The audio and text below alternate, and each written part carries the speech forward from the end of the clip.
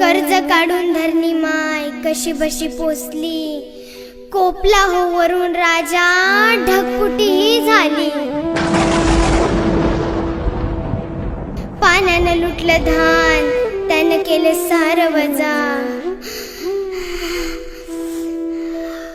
नशिबाच्या पुढं थकला शेतकरी बाप माझा. वावरात शिवारात झालं बघा पाणीच पाणी. हातातोंडाचा घास गेला, पीक गेलं ना वाहुनी. हंबरती गुरढोर धान्याला पाहुनी. आक्रोश करी मुका जीव, सोडवायला नाही कोणी. वाहून गेली जनावर, हतबल झाला बळीराजा. नशिबाच्या पुढं थकला शेतकरी बाप माझा. असलं कसलं इगीन आलं, फाटलं रे आभाळ. उसानी तर मान टाकली, डाळिंबाचं गेलं डोळ. करपली हो मूग मटकी, कुठं लावावं ठिकाळ. हात धुवून शेतकऱ्याच्या माग लागला या काळ. बघा मायबा किती तळमळतोय बळीराजा.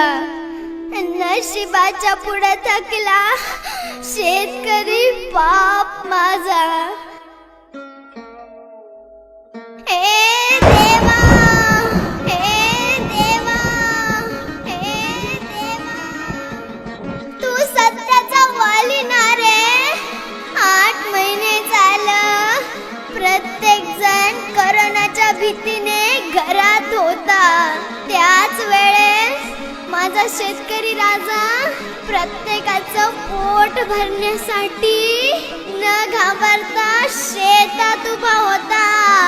त्याचीच शिक्षा दिलीस का रे, त्याचीच शिक्षा दिलीस का रे, त्याचीच शिक्षा दिलीस का रे. दैवानं दिलं पण नशिबानं नेलं.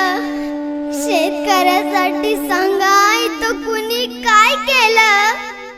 अंत नका पाहू, होतं नव्हतं तेवढं वाहून गेलं. कर्ज माफी करा सरकार, ऐका एवढं बोल.